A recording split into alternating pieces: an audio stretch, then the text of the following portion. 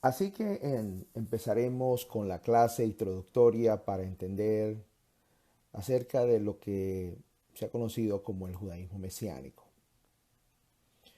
Cuando escuchamos la palabra judaísmo, en la mente de muchas personas, sobre todo los que venimos de un trasfondo cristiano, resuena como un poquito extraño, ajeno a la fe cristiana y hasta en algunos casos pudiera verse como una ofensa el judaísmo, como algo prohibitivo, algo ofensivo, que no debemos mirar y hasta algo pecaminoso que no está en concordancia con nuestra fe cristiana. Pero hay que reconocer que el cristianismo histórico, tanto católico como protestante, emanaron de la fe hebrea. Fue la voluntad de Dios el escoger a Israel como depositario de toda esta responsabilidad y lo escogió y no lo escogió definitivamente, no por ser el mejor pueblo, sino que lo escogió, así como dice Deuteronomios 7 y 8, lo siguiente, dice: Adonai no puso su amor en vosotros, ni os escogió por ser vosotros más numerosos que otro pueblo, pues erais el más pequeño de todos los pueblos. Mas porque Adonai os amó y guardó el juramento que hizo a vuestros padres, el Señor os sacó con mano fuerte y os redimió de casa de servidumbre, de la mano de Faraón, rey de Egipto. Así que Dios escoge a Israel por su soberana voluntad y Él utiliza a un pueblo que fuese el ejemplo, fuese el que cuidara todo el plan de redención de la humanidad. El pueblo cristiano debe una eterna gratitud al pueblo judío por su contribución que dio nacimiento a la fe mesiánica que eventualmente se llamaría cristianismo. Dios ha revelado su palabra y la ha traído desde el cielo por medio de su Hijo amado Jesús, Yeshua, como es su nombre hebreo, trayendo sus estatutos de arriba, y ha habido un pueblo que ha sido el depositario, es el pueblo de Israel, y no lo ha hecho con otra nación. Libro de Romanos 9, capítulo 9, versículos 4 y 5 dirá que son israelitas de los cuales son la adopción, la gloria, el pacto, la promulgación de la ley, el culto y las promesas, de quienes son los patriarcas y de los cuales, según la carne, vino Cristo, el cual es Dios sobre todas las cosas, bendito por los siglos. Amén. El libro de Juan, capítulo 4, versículo 22, el Evangelio de Juan, asevera las palabras del Mesías cuando dijo: porque la salvación viene de los judíos. El pasaje puntualmente dice: vosotros adoráis lo que no conocéis, nosotros adoramos lo que conocemos, porque la salvación viene de los judíos. Hermanos, nada más hermoso y más precioso saber que por medio del pueblo de Israel viene nuestra salvación. En otras palabras, nos viene nuestro Mesías, Jesús, cuyo nombre hebreo es Yeshua, que significa salvación. La palabra Jesús, o en su original Yeshua, viene del hebreo Yeshua, y el erudito cristiano James Strong en su concordancia la codificó como la número 3444, Yeshua, que es salvación. Consideremos lo que el pueblo judío ha dado al cristianismo. Primero, el pueblo judío ha sido el puente, el que escribió las Sagradas Escrituras. El pueblo judío nos ha dado los profetas, los patriarcas, María, José y nuestro Señor Jesucristo. De hecho, también nos dio los apóstoles. Es imposible decir que soy cristiano y no amar al pueblo judío. La Biblia enseña que amor no es lo que se dice, sino lo que haces. Primera de Juan 3, 18 dirá: hijitos míos, no amemos de palabra ni de lengua, sino de hecho y en verdad. Mientras algunos creyentes cristianos tratan de negar la conexión entre Jesús de Nazaret y los judíos del mundo, podemos decir que Yeshua nunca negó su judeidad. Él nació judío, fue circuncidado al 8º día, guardando la tradición judía. Él hizo su bar mitzvah a los 13 años de edad. ¿Qué quiere decir eso? Su iniciación a la adultez. Guardó la ley de Moisés. Vistió como judío y murió en el madero del Calvario con una inscripción sobre su cabeza que decía: Jesús de Nazaret, Rey de los judíos. Y nuestro Mesías consideró a los judíos como su familia. El Evangelio de Juan, capítulo 19 y 20 va a decir: Pilato también escribió un letrero y lo puso sobre la cruz. Y estaba escrito: Jesús el Nazareno, el Rey de los judíos. Entonces muchos judíos leyeron esta inscripción, porque el lugar donde Jesús fue crucificado quedaba cerca de la ciudad y estaba escrita en hebreo, en latín y en griego.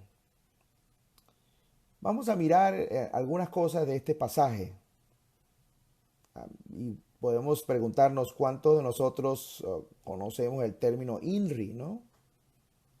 Este es un acrónimo, un acróstico de latín que significa Jesús de Nazaret, Rey de los judíos. Muy interesante la parte que puedo subrayar acerca de, y estaba escrito en el Juan capítulo 19, versículo 20, en la parte final que dice: y estaba escrita en hebreo. En el diccionario Strong, voy a utilizar mucho, James Strong, el erudito cristiano que decodificó de forma numérica cada palabra con su significado.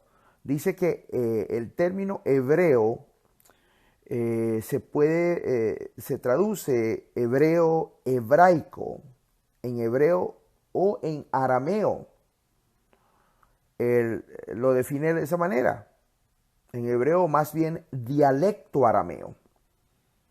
Por eso podemos entender que la lengua del pueblo para la época de nuestro Mesías, de nuestro Señor Yeshua, era el arameo. Ahora, ¿por qué era arameo? Por supuesto, eso tiene una razón de ser.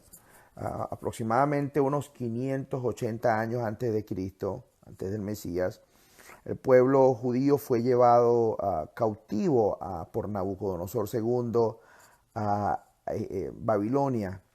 Y allá a Babilonia el pueblo, el remanente del pueblo judío que estaba allá de importancia, absorbió la lengua acadia, la lengua aramea. Muy interesante que podemos ver el término, el énfasis que da Marcos cuando escribe que Pablo habló en lengua hebrea en el libro de los Hechos. Vamos a irnos allá a Hechos 21:40. Hechos 21:40 dirá: cuando el comandante le concedió el permiso, Pablo, de pie sobre las gradas, hizo señal al pueblo con su mano, y cuando hubo gran silencio, les habló en el idioma hebreo, diciendo. El hecho de que Pablo habló en lengua hebrea era para generar autoridad, ya que solo los eruditos de Israel manejaban la lengua hebrea para el tiempo del primer siglo, porque la escritura sagrada estaba en hebreo. Y eso generaba una clase de autoridad a lo cual el pueblo cayó. Era muy interesante, volviendo al punto, si la salvación viene de los judíos, nuestro Mesías debe ser judío y vivir como tal, y su familia es judía. Israel es la niña de los ojos de Dios. ¿Cómo amar a nuestro Señor Jesús y no amar a su familia? Romanos 11:1 dice lo siguiente. Digo pues, ¿ha desechado Dios a su pueblo? Romanos 11:1. En ninguna manera, porque también yo soy israelita de la descendencia de Abraham, de la tribu de Benjamín.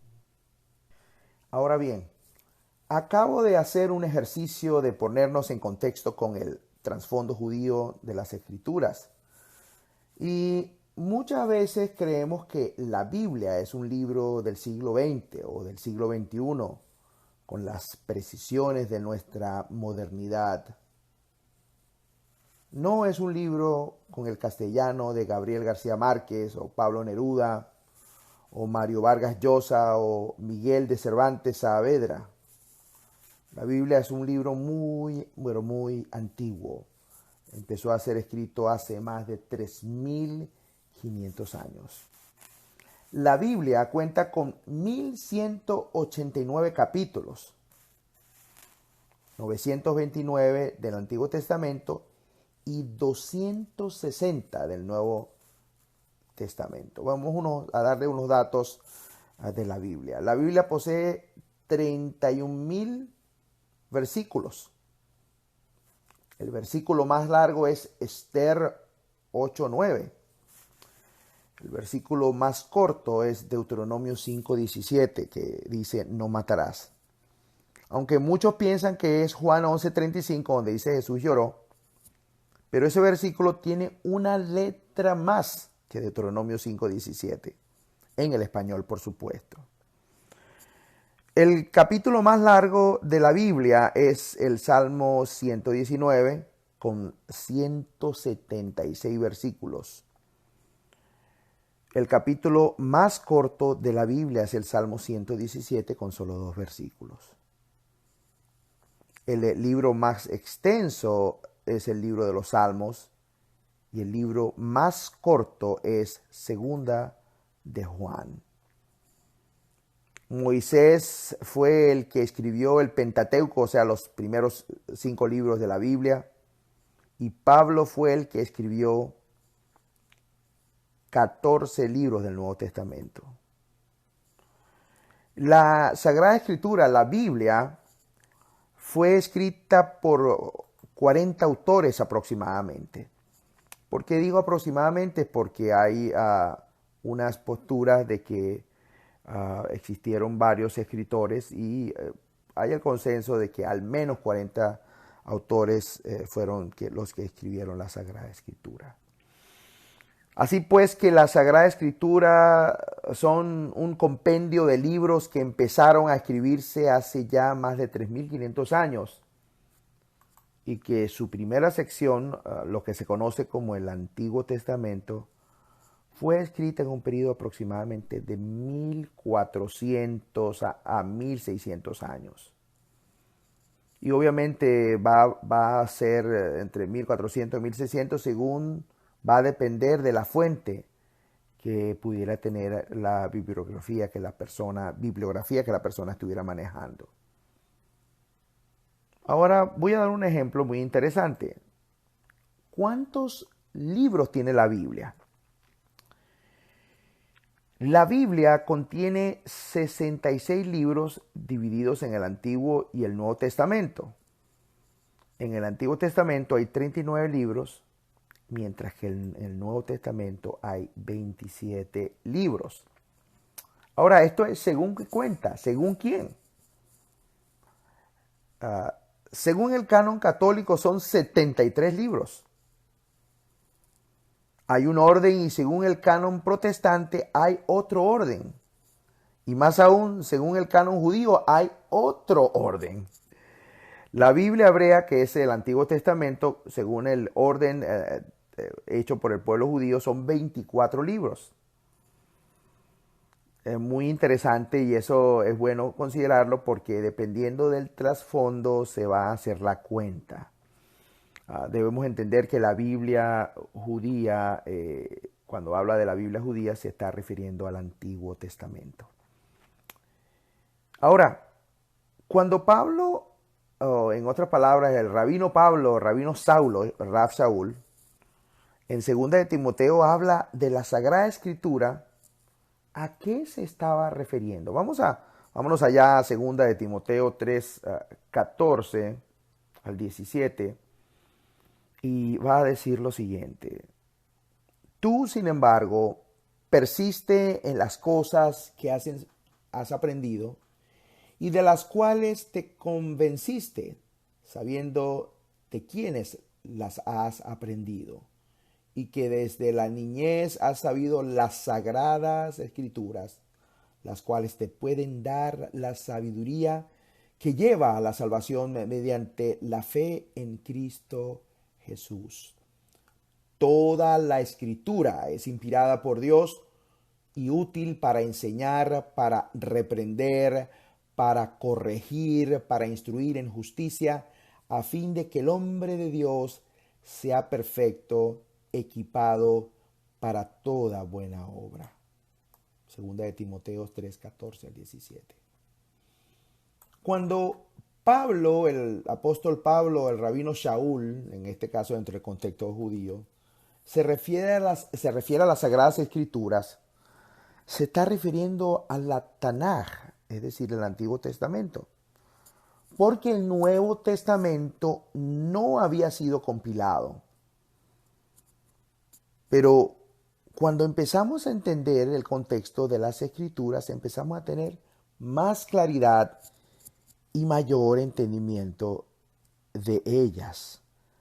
De allí es que entendemos que la Sagrada Escritura, toda, obviamente en el contexto como creyentes, nacidos de nuevo, hablamos de la Escritura, estamos refiriéndonos desde Génesis hasta Apocalipsis, la Tanaj, el Antiguo Testamento, los escritos de los apóstoles, los evangelios y los escritos de Pablo. Pero cuando Pablo hace este enunciado en 2 de Timoteo 3, todavía el Nuevo Testamento no había sido recopilado, no había sido compilado.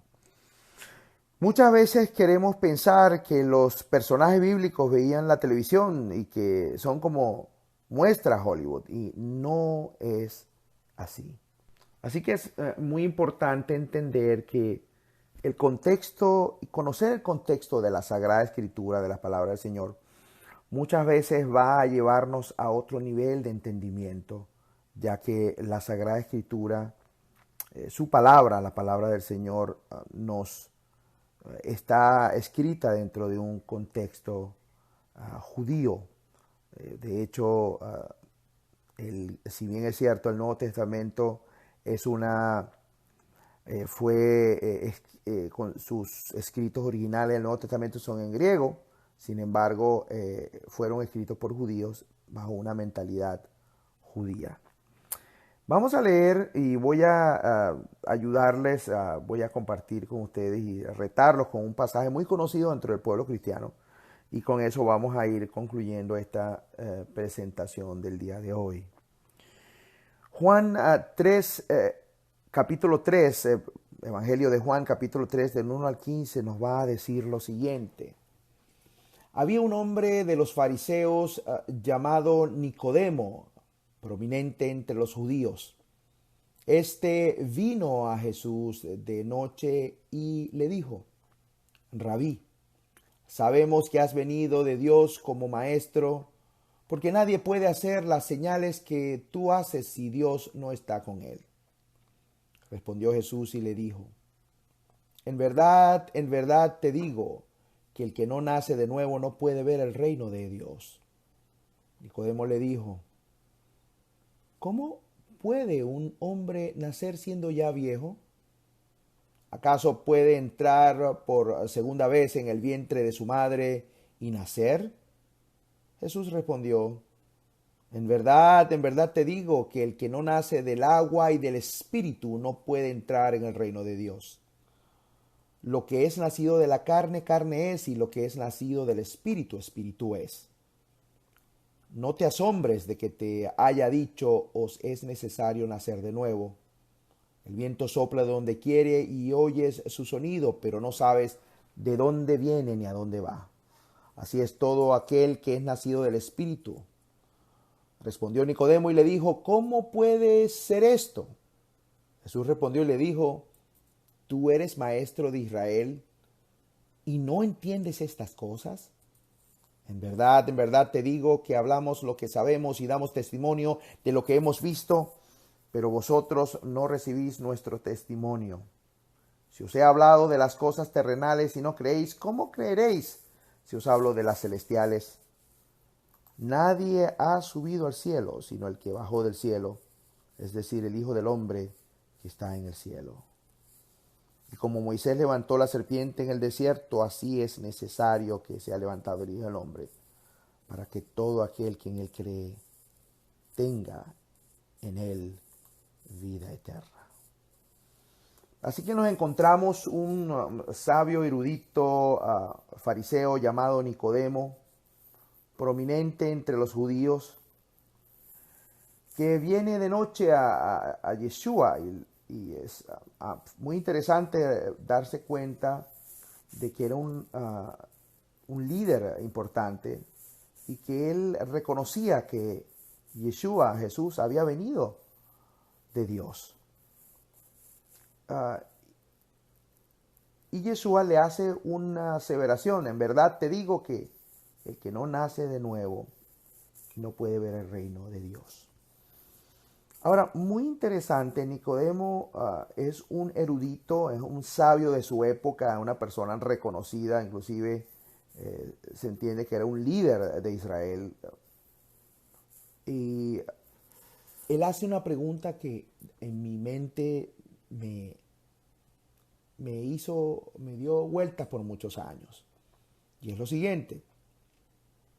¿Cómo Nicodemo pregunta que puede nacer un hombre de nuevo siendo ya viejo?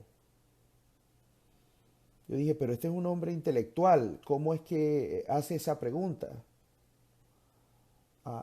Y la pregunta de Nicodemo, aunque suena un poco absurda dentro de nuestro contexto latinoamericano o dentro de nuestro contexto del siglo XXI, porque sabemos que humanamente hablando, sabemos que espiritualmente una persona puede nacer, pero Nicodemo está haciendo una interrogación muy puntual. ¿Cómo él siendo viejo va a nacer de nuevo? ¿Tendría que nacer otra vez? Y para entender este concepto del nuevo nacimiento, debemos entender que dentro del contexto judío hay muchas maneras de nacer de nuevo. El nacer de nuevo, el concepto, o sea, Nicodemo no está hablando qué es nacer de nuevo. Él como judío tenía claro el concepto del nuevo nacimiento. Sin embargo, él no pregunta qué es nacer de nuevo. Él pregunta cómo él siendo un hombre viejo puede entrar otra vez al vientre de su madre. Y entendiendo el contexto, Nicodemo estaba haciendo una pregunta aún más profunda. ¿Por qué? Porque Nicodemo, como buen judío y como buen gran maestro de Israel, como dice aquí, ¿eres tu maestro de Israel? Entendía que él era un erudito y había pasado durante todo un proceso dentro de su vida como judío. Y muy interesante, dentro del judaísmo hay 6 maneras de nacer de nuevo. Muy interesante. ¿Cuáles fueron esas maneras? Bueno, aquellos que están anotando deben prepararse y tomar nota. La primera manera de nacer de nuevo, de lo cual Nicodemo no pudo calificar para eso, era dentro del contexto del pueblo de Israel. Una persona nacía de nuevo cuando era coronado rey y era ungido. Y entonces, al cambiar de su postura, de su investidura como individuo a rey, ocurría un nuevo nacimiento dentro del pensamiento judío. Obviamente Nicodemo no había podido pasar ese proceso debido a que él no era rey, eran simplemente un rabino, un maestro importante de Israel. Segundo, hay otra manera de nacer de nuevo dentro del judaísmo. Es cuando una persona que no es judía se hace legalmente judío y hace una conversión y pasa por un proceso legal. Y obviamente Nicodemo era rabino, era judío y no era un prosélito, o sea que no era una persona que era fuera de Israel, así que él, esa forma no pudo haber nacido de nuevo. Entonces, ¿cómo Nicodemo, él sabía el concepto? Ahora, ese es la segunda forma, lo cual Nicodemo no pudo calificar ni siendo rey, ni siendo convirtiéndose a judío, porque él ya lo era. Una de las formas, la tercera forma donde como Nicodemo sí pudo haber nacido de nuevo dentro del contexto de la cultura judía, es cuando un niño judío es presentado dentro de su sinagoga o dentro del templo en tiempos de Yeshua, de dejar de ser niño para ser hombre. Y era un proceso muy hermoso porque el niño era llevado a estudiar las Sagradas Escrituras y a la edad de entre 12 y 13 años es presentado a los sabios de Israel, a los rabinos, a los estudiosos de la Torá, y el niño debía dar una disertación de la Sagrada Escritura, muy interesante. No vamos a hablar de este concepto, pero sí que Yeshua fue presentado al templo y explicaba las escrituras, y eso es una reseña cultural de lo que se denomina el bar mitzvah, es decir, cuando un niño es presentado. Bar mitzvah quiere decir hijo del mandamiento. Se le prepara por 1 año o 2 años a los niños, se le enseña la palabra del Señor, y ellos, una vez que ellos se paran frente de la congregación y exponen la porción bíblica que se le es señalada, entonces ellos son considerados adultos responsables. Eso inclusive ocurre hoy en día, hasta el día de hoy, dentro de la comunidad judía. Pero Nicodemo había pasado ese proceso. Ahora bien, el segundo aspecto que Nicodemo sí pudo haber nacido de nuevo fue, bueno, sería el cuarto, ya que tenemos el proceso de nacimiento de ser rey, proceso de nacimiento de volverse judío legalmente. Nicodemo no pudo ser esos dos, pero sí bar mitzvah, la iniciación a la adultez. Luego el cuarto punto sería cuando una persona se casaba dentro del judaísmo, era considerado que nacía de nuevo, dejaba de ser soltero y formaba su familia. Es un nuevo nacimiento. La quinta forma era cuando una persona se hacía maestro de Israel, es decir, rabino, un maestro. Nicodemo también había pasado por ese proceso de nuevo nacimiento. Y el último nuevo nacimiento que es conocido es cuando una persona dentro del contexto del judaísmo se vuelve rabino de rabinos, un gran maestro. Y Nicodemo lo era. Porque Yeshua le dice, ¿eres tú maestro de Israel? Y él pregunta, su pregunta tiene una profundidad más grande. ¿Debido a qué? Nicodemo había hecho todos los nuevos nacimientos conocidos dentro del judaísmo de su época. Y entonces él le pregunta, hace esta explicación a Yeshua o le hace este cuestionamiento. ¿Cómo un hombre nace de nuevo si ya yo pasé todos los nuevos nacimientos? Entonces Yeshua le dará la revelación del séptimo y perfecto nuevo nacimiento, que es que debe nacer del agua y del espíritu.